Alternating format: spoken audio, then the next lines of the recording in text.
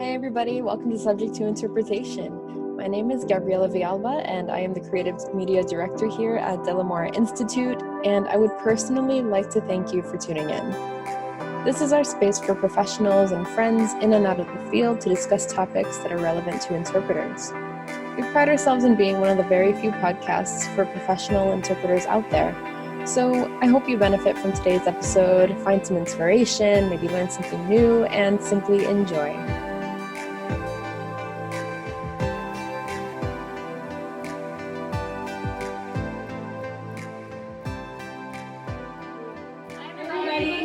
Welcome to Subject to Interpretation. This is a very special episode. Obviously, we're here in video. So if you're listening to us on Buzzsprout, Spotify, anywhere else where you listen to podcasts, if you have a chance, tune into our YouTube, get to know our faces.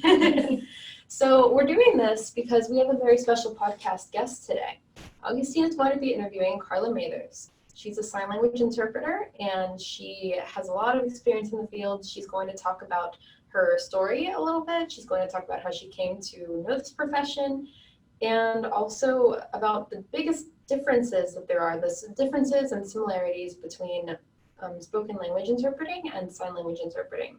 So it's going to be really fascinating. I definitely encourage you to listen. Until then, it is great, and I hope that you enjoy it. But for now, we actually have Kayla and Katie with me. Hello. And we invited Katie on today because she has a little bit of experience with sign language. She does a little bit of interpreting. She's taken some classes on it, and she's going to share with us her experience with sign language and possibly teach us a little bit.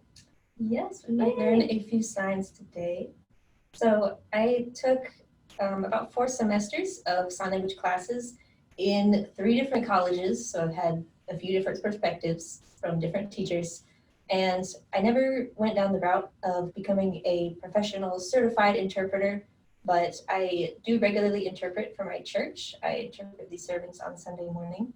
So through that process and the years that I spent studying it, I learned a lot about the differences between sign language and spoken language. A lot of people think they're pretty much the same, and sign language is just English with your hands. That's what I thought for the longest time, so it's pretty different. Yes, very, very different. It's an entirely different grammar. Mm-hmm. So English, we know we need to put this kind of word in front of this kind of word, and it's all very linear because when we write it's on a page, but sign language is a 3D language. So you use the space around you to tell the story pretty much. So instead of putting a lot here, you just put a lot here. Yes, it's all in this space. Right. So everything turns into 3D. It's an entirely different way of thinking. Mm-hmm. So you might be wondering what grammar looks like in sign language. I'm really curious. 3D grammar, it's part of your face is your grammar. So for instance, if I wanted to ask you, do you like cookies? Mm-hmm. I do. You can hear in my tone of voice if it's a question. But when I say, if I wanted to ask you that in sign language, I wouldn't just say, you like cookie. Because my eyebrows didn't do anything, because you can't tell it's a question. Okay, so eyebrows are important. Eyebrows are important, yes, they need to be seen. So if I wanted to ask you, I would say, do you like cookies? And I can tell that your facial expression is questioning.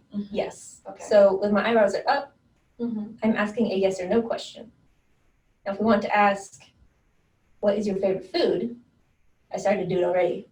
Your eyebrows go down. Mm-hmm. And with sign language, you exaggerate it. Yeah. So, your favorite food, what? Okay. So there's a different order to it. Yes. Okay. Your question words go at the end and usually hold it out longer. What? Mm-hmm. Your favorite food, what? You can say cookies. Cookies. Assuming that's the truth. But your grammar is your face, it's your body language. If you ask a question, you might lean in, tilt your head. So all of that is part of your good grammar for your sentences. Interesting. There's a lot of things like that that we would never think about unless you had to actually use this language. Another thing is when you're telling a story, in English you can go in whatever order you want. You could say, I saw a dog. yesterday I was at the park and I saw this dog when I did this, this, and the other. In sign language, first you want to say yesterday, yesterday, because they're setting up the time first. So start with the time. You got to start big and work small. We're setting up the time. Now I want to say the place, the park. Okay. I saw a dog. So we start with the big details, work smaller. Okay, that actually does make sense when you put it that way. So, place, park, yesterday park, I saw a dog. Yes. Okay, that's interesting. So you're setting it up so someone can start visualizing it in their mind. A lot of sign language is about storytelling, making sure you have things in order, show where it is, because it's a very visual language. You want people to be able to see it in their minds when they're hearing you talk. I see. So that makes you kind of wonder, like, how do you express things like time? I can't show you time, but in sign language, we just assign them a place. Okay. So the past, it's like Hakuna Matata. Past is behind you. So this is before. Okay. Before, this is way back. Like once upon a time, when I was a kid. way back. Once upon a time, Okay. yesterday, no. Yesterday. But yeah, that's still going to be the first, what you start off with. Okay. And the present is right here, now, today. Your future, it's the same sign for will. I will do that. Okay. Future or will. Interesting. So you're looking ahead to the future. Past is behind you. Hakuna Matata. And And then present's right here. Okay. Yeah. So there's a lot of interesting things like that. You assign things a place when you want to talk about them. So if you want to have a list of like 3 different people, you could have a list, a physical list to show people. My thumb is now you. And this is me. And this is you. Okay. Or you could say, so for instance, if I was talking to someone else and I wanted to tell them about this podcast and I wanted to say that Kayla and Gabby were there, I would say Kayla and Gabby. So I've assigned a place for Kayla, a place for Gabby. And you spelled out our names. Yes. Okay. So if I wanted to say, now she did such and such, all I have to do is point to your space. Okay. Even if you're not there, You assign I've people spaces assigned and you a talk about space. them. This bubble right here is no Kayla. Okay. This bubble is Gabby. Nice. So those are just a couple of things I learned Wow. while studying this that I thought were fascinating about the difference between the 2 languages. So a lot of differences to think about. It's not as simple as knowing the sign for each word in Right. English. It's also restructuring it might put the sentence completely backwards. Like in Spanish, sometimes you have to put the sentence completely backwards. Same thing in sign language. Sometimes you mix up your subjects, your verbs, and your objects into a completely different order. If it's a list, you have to, for instance, in sign language, if someone starts talking about a list, in English, they can go on and on forever with that list. You don't know how long it is. If it's in sign language, you want to know how many objects. Do I need 4 fingers? Or do I need 5? Or how do I start this list if I don't know how many things are on it? So it's a lot of things to consider. Wow. That is a lot to consider. Yeah. It's almost like whenever we ask, like, how do you say this in another language? And sometimes it's not that simple. Sometimes it's like you have to add a bunch of stuff to make it make sense. Yeah, and you're kind of more like, instead of translating the actual word, you're kind of just interpreting the meaning of what you're trying to say. Yeah. So if someone wants to tell a story, as an interpreter going into sign language, I want to know, first of all, the scene. Tell me the scene. But if you start with tell me who the characters are, now my order's a little out of whack. It could be a little bit harder for the audience to understand. So is it important for sign language interpreters to kind of have that briefing of knowing, what they're about to get into, or is it kind of hard for them just to walk in and someone's just already talking about It's best people, to know places, and things? as many details as possible beforehand. Mhm. It's not always possible. When I interpret sermons, I don't have the notes, the preacher's notes or anything, and they could tell whatever story. It could be about sports, it could be about something that happened to them in college, it could be about anything, because preachers will talk about anything. So I never really know what I'm going into. I can practice, like, okay, I know signs for God, Jesus, Bible, I know all those, but when the preacher starts going in depth into a football analogy and I don't know the signs for touchdown or things like that, then it gets a little bit more difficult. You have to improvise and describe, use all these different techniques. But, you know, the more information, the better. You know what scene you might be describing, things like that. So those are just a couple of things I've learned. I have another question. I don't know if you know the answer. So I'll try. for spoken language interpreters, there's obviously the 3 modes. Mm-hmm. And then with sign language interpreters, do they kind of follow those same modes, or is it always kind of important for them to do it consecutively, since they kind of get to like hear what they have to say and then reorder it to go ahead and sign to make it make sense? I can tell you that most sign language interpretation is done simultaneously. Oh, wow. Because it's easy to think that, well, if you're not talking, you know, you don't have to worry about them talking over the speaker. It's fine because they're signing, it's quiet. Mm-hmm. But, you know, it's still difficult because you're going into different grammar and everything. It's still simultaneous interpretation, which is very difficult. Yeah, you're flipping everything around. Right? Yeah. That's the way most interpretation is done. Like I said, I didn't go into that route specifically. So simultaneous interpretation is the only one I'm familiar with. Okay. I've never done consecutive sign language interpretation before because I'm used to just doing it for the preacher who speaks continuously. Oh, yeah. But that is how most sign language interpretation is done, is simultaneous. Wow. That was a good question. Yeah. That's a good question. All right. Well, thank you so much, Kate, for talking about all this with us. Yes, This was so great. interesting. Very I learned a interesting. lot. Eyebrows are important. Yes, that's important. Interpreter. So, guys, we're going to go ahead and move on here to talk about some things that are coming up, like always. And let's see, next thing on the calendar, it looks like it might be our last class, second to last class of the year. So this is our FCICE Oral Exam Prep for the Federal Oral Exam. So this class is going to begin on November 12th, and it's going to be taught by Anna Toro-Graner. She's a wonderful instructor, as I've bragged about her before. So definitely take a look at the links in the description of this if you're interested in that. And then, of course, the links in the description will also contain the links to register for Finding the Parallels and ConVTI. Yes, we're officially 2 weeks away. Unbelievable. It is so close. Yeah, so, you know, we're so excited for that, you guys. I know we've talked to you about this before, but don't forget we have that free welcome reception for Finding the Parallels happening on November 15th. And then before that, we actually still have our flash sale going on for ConVTI tickets. Until November 8th. So yeah, it ends next week. So be sure to go ahead and grab your tickets before it's too late and join us for our conferences. You guys can network, you can get CEU credits, and also we have a very special app that we're in the process of developing. So you'll be able to be a part of that as well if you decide to join us, which we hope you all do. Yes, so when you register, we send you an invitation to register for the app. It's Delmore Conferences. It is really cool that this company that has been so generous to us called Pathable. So we're really happy with them, and we're really excited to release this. Yes. So that is all I have for you guys today. I really hope you enjoyed this interview with Agustin and Carla. And we will see you next week. Have a great weekend, guys. Bye, guys. How do you say bye in sign language? No, that's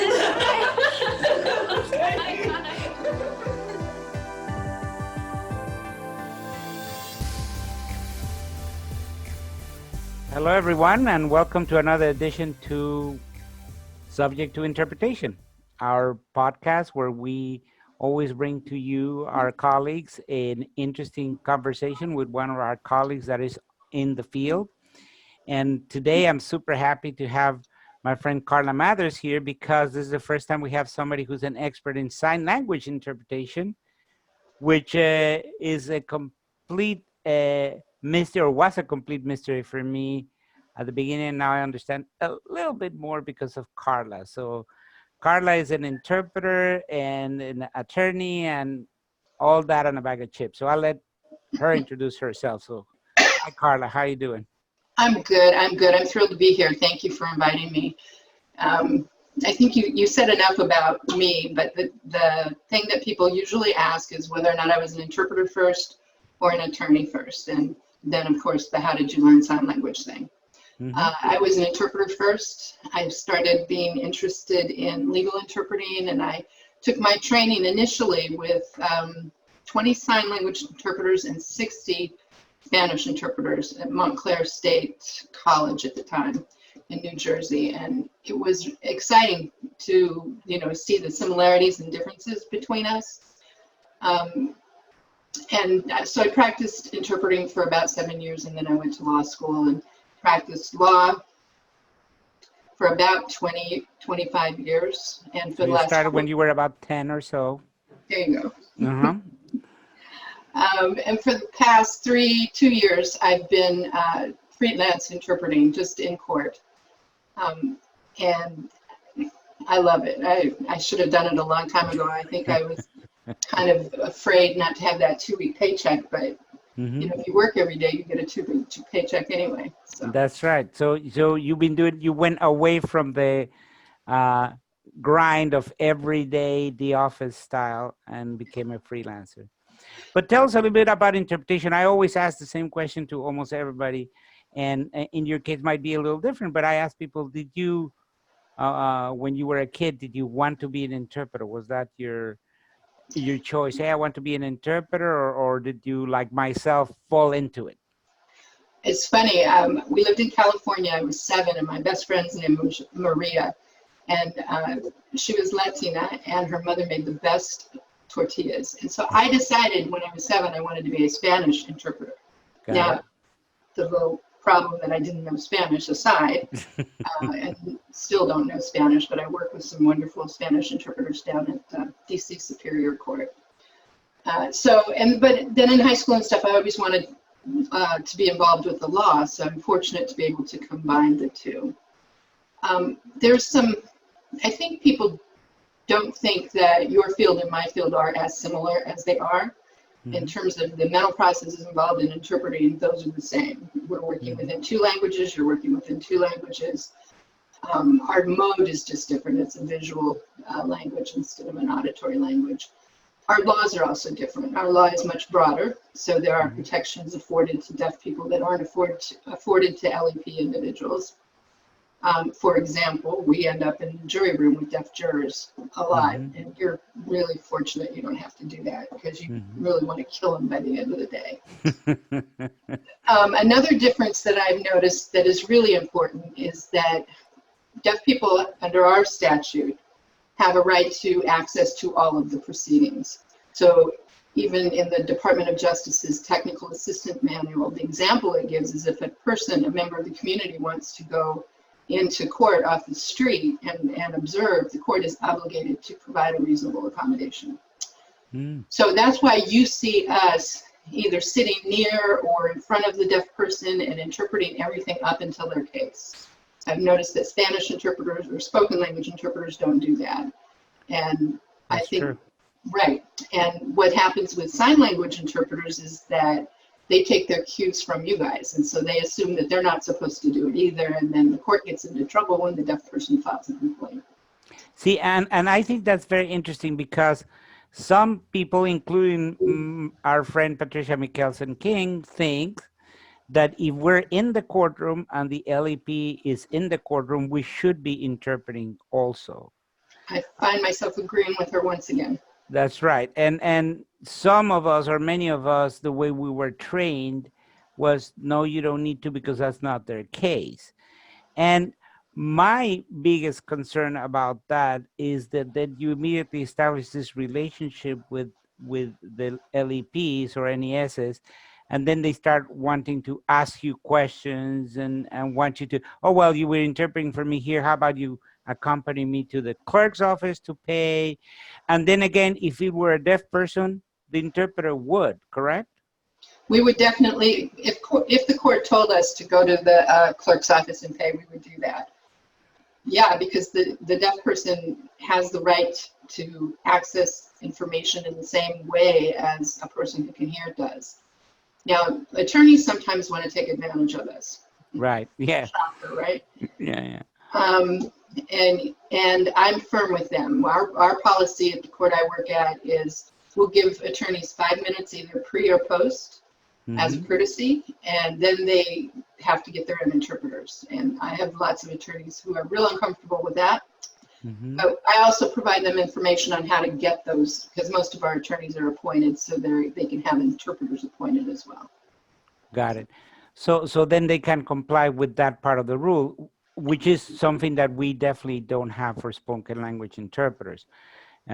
We don't, people don't have that. It's interesting because they do not have that right.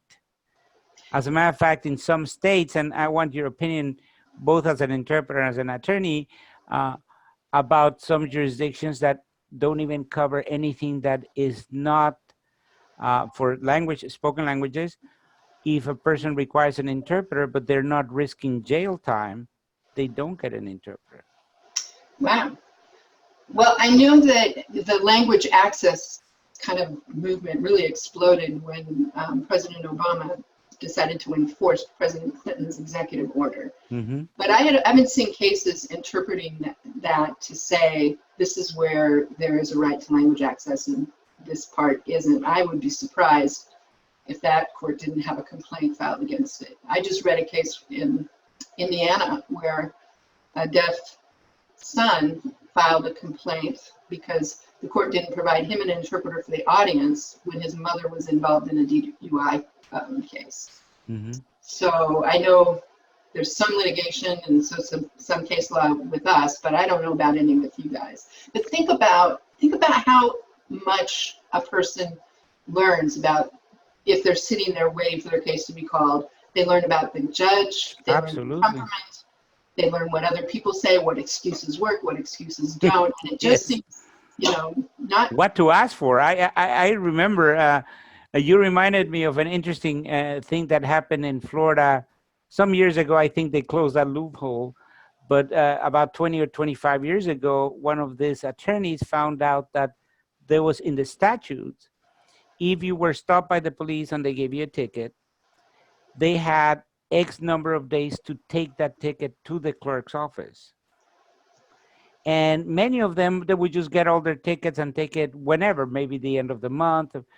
And many of those tickets were outside that time. Well, nobody had challenged that until one attorney found it and challenged it successfully in front of the judge. Said, Judge, the police is supposed to present this within, let's say, 72 hours or whatever it was.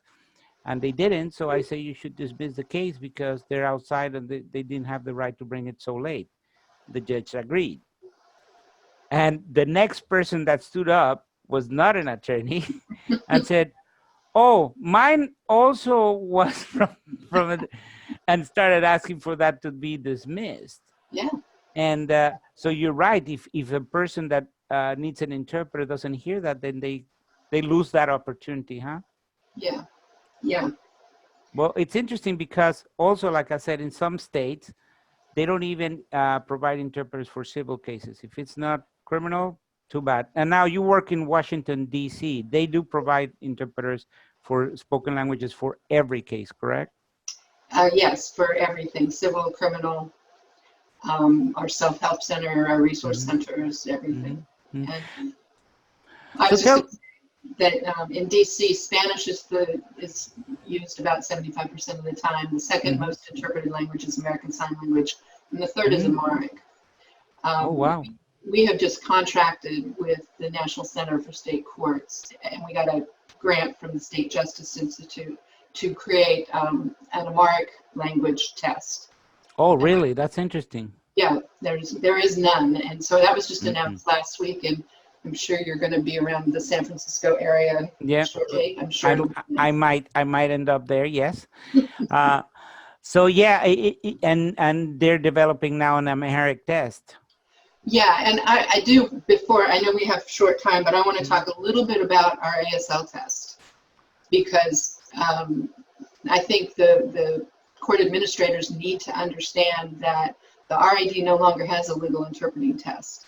Yeah. So there's like 250, 300 of us who have that credential, and it's not being given and it's not coming back. And state courts have relied upon RID, which is our Registry of Interpreters for the Deaf, for testing all these years. And so they need to take the ball up themselves. And I think DC is interested in that. California is interested. I've heard of interest from Washington State and from Oregon. So got to put that plug out there in case there's any court administrators. Right. And then maybe the CLAC will try to pick up that slack, huh? Because It's when I started this business, really sign language was not even in the radar for us. I mean, it was like a different planet or something. And then I started realizing, but wait a minute, they're interpreters, we're interpreters, we do the exact same thing. It might be a different language, just like it would be between Spanish and Vietnamese, but it's still the same function. And I was very pleasantly surprised when I met you in Pennsylvania, because not every state trains ASL interpreters at all, even in the same way that they train spoken language interpreters, as far as demanding an orientation or complying with the code of ethics for court interpreters, which is an interesting thing that I wanted to ask you about. I'm assuming the RID still is going to certify people, just not in the legal field, or not even that? Their RID got itself sued, so they created an independent LLC called CASLI, and I can't remember what that stands for. CASLI does all of the testing, but it's owned by RID. So, and RID is in the position now that it wants to be able to recognize other entities' tests. So if the National Center for State Courts created one and the state courts paid for it, RID would recognize it. So we could have an RID recognized specialty for sign language interpreters. Right, and as of yesterday, our board met and appointed a task force to try to make this happen, and guess who's running it? So there's that. Okay, good luck. All right. So, but tell us a little bit, let me backtrack a little bit about how you wanted to be a Spanish interpreter, but you're not, but you're a sign language interpreter. How did that happen? Well, I grew up near a bunch of deaf people, but I didn't use sign language except the dirty signs. Okay. I think that's what everybody learns first when you learn another language, right? Yeah, absolutely. I don't have any deaf people in my family, but I knew that it existed because I lived very close to the school for the deaf. And so when I went to college, I was kind of floundering, and I found an ASL club, and I found a school, and this is the important part. The school that I wanted to go to was not in Idaho, which is where I'm from. It was in New York, which is where I wanted to be. So I applied, and they said, do you know sign language? And I said, yeah, no, that's why I'm applying. You're supposed to teach me. And they said, go learn some sign language and apply again. So I learned it in school, essentially. And then over the years, I've been doing it for about 30 years now. Right. And another thing that I didn't know, so you're obviously not a native signer, and that people who are signers could recognize the difference between a signer and a native signer. How does that work? It's interesting for me. It's an accent. So I have a non-native accent. Okay. And some of us are, many of us are not very good. So we'll just put that out there. Okay. And so people who have it as a native language oftentimes are some of the better interpreters. We call them interpreters with deaf parents and CODAs, children of deaf adults. So, yeah. So you would say that they're better interpreters? They can be. They can be. It can be learned, just like any language can be learned. Right. But I think it's really the best interpreters are actually deaf. So I work with a group of people called certified deaf interpreters who not only are they native, they're using the language 24/7, 365. So we're fortunate to have a number of them who work regularly down in DC.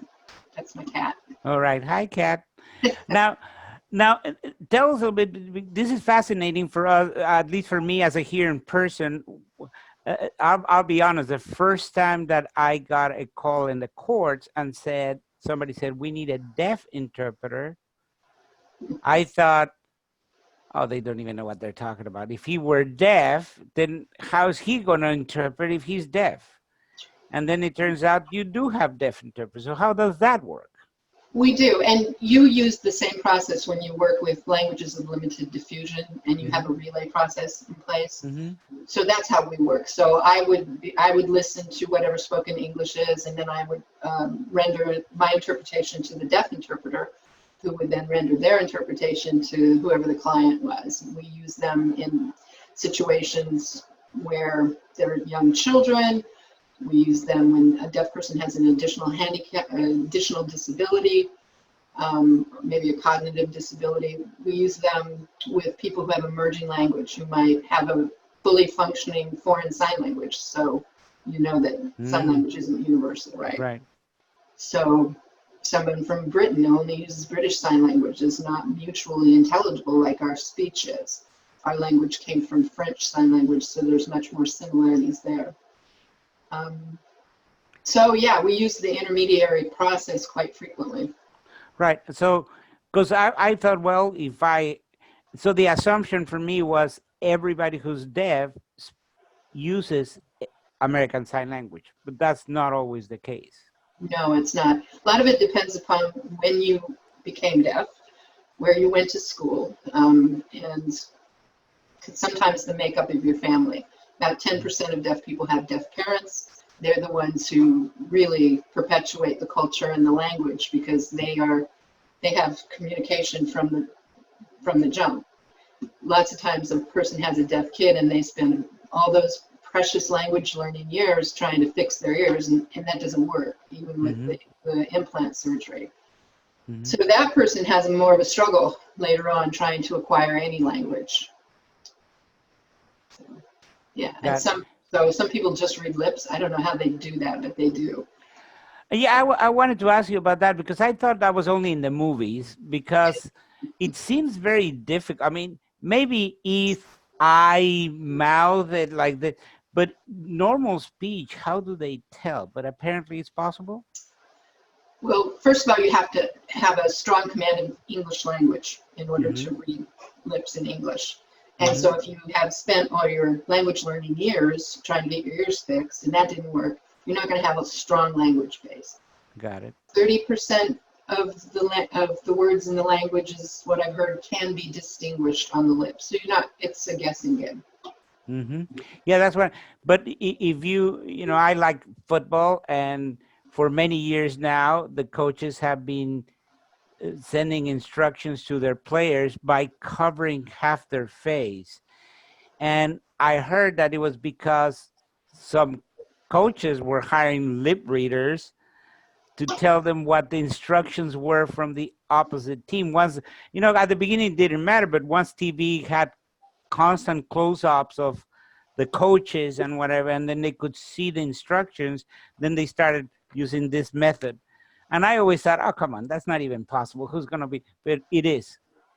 It is. I know of a person who was hired to read the lips of the Queen of England once. But back to football. Okay. The only time you're ever going to hear me talk about it. Okay. The huddle was invented by deaf people. The huddle, at the end. Oh, really?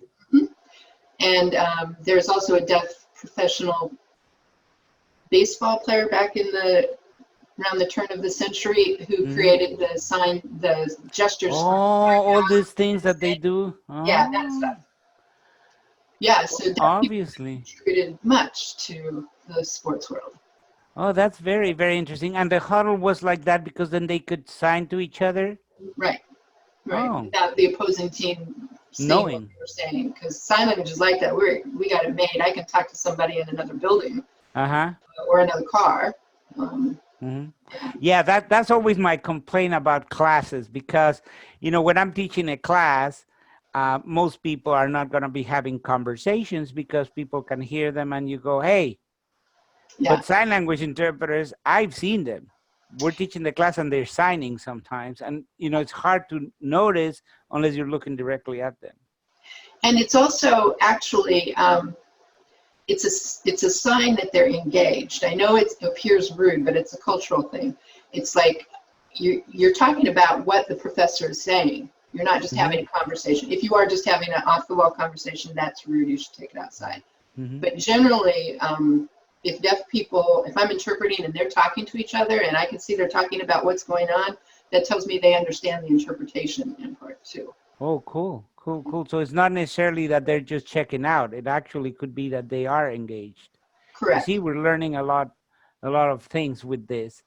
Now, how did once you got, did you get certified as a sign language interpreter? Was that the first step? Yes. I took a degree. I have an undergraduate degree in interpreting, and I worked for a number of years. I got certified as a generalist, which means it's just everything but legal. We had a couple of different tests created for specialties. The legal one is probably the most well-known. So I took that exam twice. I passed it both times, but the first time it wasn't complete, so I only took half of it. And right, there's about 200, 250 of us with that. There's 10 deaf interpreters who took that exam and passed it as well. Good. And then, do they have a medical interpreting, or did they used to, or have they had it? There's great interest in it. We have St. Catherine's University received a huge grant from the federal government, and so they're doing a lot of training in healthcare. I know that there's a spoken language interpreting organization that has a certification, and I know there's actually two of them. two for medical. Okay. One of them, I believe, is working with our people to try to make sure that sign language interpreters can get certified. There's one degree program in New York for medical interpreting, so that's definitely coming. For a long time, we've had training through, it's bizarre, but it's through Alabama, and they come out with a qualified mental health interpreter credential. So it's growing. Medical is certainly one of the fields that we're in quite often. The problem that I see with all kinds of interpreting, and this is going to hit you guys eventually, and I would be interested in your take on it, is they're trying to put video remote interpreting everywhere. And it doesn't work in court on a Wi-Fi system on your iPhone. It just doesn't work. Right, right. Yeah, I'm on a committee for the National Association for the Deaf, trying to create a position paper on the use of video remote interpreting in court for us, because they've sued so many hospitals over their terrible equipment, bandwidth, and I know you have an interest in that. Yeah, I do, and I can see how, because if we have problems sometimes, if the bandwidth is overused or there's something wrong, and you sound a little choppy or whatever, I can imagine that in signing, that's like all of a sudden it's a different language altogether, so you can't use it. And as a sign language interpreter, I can see why the closeness is a lot more important, and any little sign that is missed is part. Because another thing that I noticed, and I think I've asked you before, is I see a lot of facial movement when people are signing, and I thought, oh, that lady can, but then I found out that's part of the communication, right? It's part of the grammar, where our adverbs are. Oh, the grammar, okay. Yeah, our adverbs are here, our question types are on our eyebrows. So rhetorical questions, yes, no questions, WH questions, all have a different eyebrow and head tilt. And it is very standard in American Sign Language. Right, and I thought they were just like a little over dramatic, but no, they're actually using punctuation or something, right? Yeah, they're also a little over dramatic. We have all kinds. We do. Now, you know, one of the things that you say is coming, and a friend of mine already started talking about that, did a presentation a couple of years ago, is this similarities, actually points of connection that we're having between legal and medical. And as an attorney, I would like, what do you think is the first approach or the correct approach? Because judge orders a mental health evaluation for defendant to see if they're competent to be tried, right? Yep. Okay, so that's court ordered. So what do the courts do? They hire a court interpreter. There needs to be cross training. Yeah, exactly. Well, that's the thing, that, you know, traditionally, if you ask anybody, oh, well, yeah, well, I'm a court interpreter, I'll go to that. Then you go, but it's not a legal encounter, and the provider is a doctor. Right. It's a mental health or a health professional, right? Right. And now the encounter is not adversarial as it is in court. It's more collaborative. So what happens with the very strict adversarial traditional interpretation in court where you're taught you as an interpreter, you're a conduit. Mm. That's it. But in medical interpretation, you have this incremental intervention approach. If clarifying is necessary, if cultural brokering is necessary, even advocacy is necessary, you can within certain parameters of. So how do you handle that as an interpreter? Do you use one set of rules or the other? Because it's court order, but it's a medical encounter. What do you think? I think, assuming the interpreter has both sets of skills, that you would go with what the context of the interaction requires. It's a medical interaction. Mm-hmm. So I would choose to follow that medical set of rules. At the same time, it still is a part of the adversarial system. The doctor may or may not have to testify if the interpreter is functioning more as a community-based interpreter. And if there is a question about the interpretation, then they have to be prepared to explain that as if they get called to testify. So yeah, I haven't thought about that before, but it's very interesting. Yeah, it is very interesting because we had a case, for instance, in interpretation, in court interpretation, you interpret what was said, and that's it. During the mental health evaluation, my friend, she was confronted with one of the questions that this doctor was asking is, for instance, tongue twisters. Right. Stupid. Right. Well, so how do you, first of all, you can't interpret a tongue twister because they usually plays on words and whatever, right? And they're culturally based. Yeah. So even if you could potentially come up with a similar, it's a different ballgame altogether. And how do you handle that when you're supposed to just be a conduit? That was the question. Here's the question, and that's the answer. He said, instead of, and she said, I felt absolutely impossible to continue interpreting unless I talk to the doctor that, because the doctor, well, we just use the same words. No, that's not possible. So how, and you said something about cross-training. You said we should have cross-training, or? Yes, I was thinking in terms of the court interpreter should have both court interpreter training and mental health, but that's different than the scenario you pose. But it does bring to mind what I know. I have never done this, but I have taken training and know interpreters who've done lie detector tests. And with deaf people, some of the questions are very similar to those. Like, they want to know how to spell something. Well, maybe it's something we don't have a sign for, so we're going to have to spell it to them, and then we've just given them the answer. Exactly. Of how to spell it back. So what those people do who interpret lie detector tests is meet with the practitioner ahead of time and say, these are the kinds of things that cause problems for interpretation.